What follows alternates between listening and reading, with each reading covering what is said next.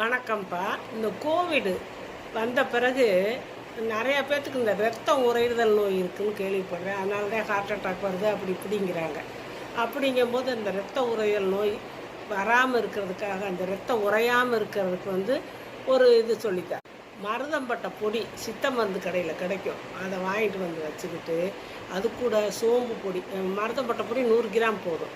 சோம்பு பொடி 25 கிராம், சுக்கு பொடி 25 கிராம். நீங்கள் சுக்கு பொடியெல்லாம் வீட்டிலே தயாரிச்சுக்கலாம், சோம்பு பொடி வீட்டிலே தயாரிச்சுக்கலாம். மருதம்பட்டை பொடி மட்டும் நீங்கள் சித்த மருந்து கடையில் வாங்கிக்கலாம். வாங்கி கலந்து வச்சுக்கிட்டு காலையில் ஒரு 1/4 ஸ்பூன் எடுத்து அதில் தேவையான அளவு தேன் ஊற்றி நல்லா குழச்சி காலையில் வெறும் வயிற்றில் கொஞ்சம் கொஞ்சமாக எடுத்து சப்பி நீங்கள் சாப்பிட்டுட்டு ஒரு 1/2 டம்ளர் சுடு தண்ணியை குடிச்சுக்கோங்க. அப்புறமே நீங்கள் முன்ன குடிக்கிற தண்ணி அது வேறு. இந்த மருதம்பட்டை பொடியை சாப்பிட்டுட்டு குடிக்காது. இப்படி சாப்பிட்டிங்கன்னா இந்த ரத்தம் உறையிறது இருக்காதுப்பா. ரத்தம் உறையாமல் நல்லா ஃப்ரீயாக ரத்த ஓட்டம் நடந்துக்கிட்டு இருக்கும். ரத்தம் உறையிறதுக்கு மாத்திரையெல்லாம் சாப்பிட்றாங்க. மாத்திரை கெமிக்கல் சாப்பிட்றதுக்கு நம்ம இயற்கை உணவாக சாப்பிட்டு போகலாம்ல மருதம்பட்டை பொடியை.